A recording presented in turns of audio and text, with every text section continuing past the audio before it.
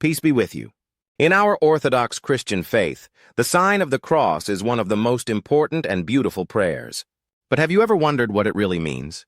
Today, let's explore why this simple gesture carries such deep spiritual power.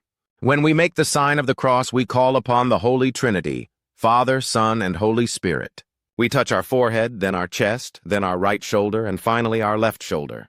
This reminds us that God is with us, in our mind, heart, and actions. The sign of the cross is a prayer of blessing, protection, and faith, all in one small but powerful movement. It is a way to carry God's presence with us wherever we go. So next time you make the sign of the cross, do it with faith and full awareness. Remember the love of God the Father, the sacrifice of Jesus Christ, and the power of the Holy Spirit guiding you. This act also recalls Christ's sacrifice on the cross for our salvation.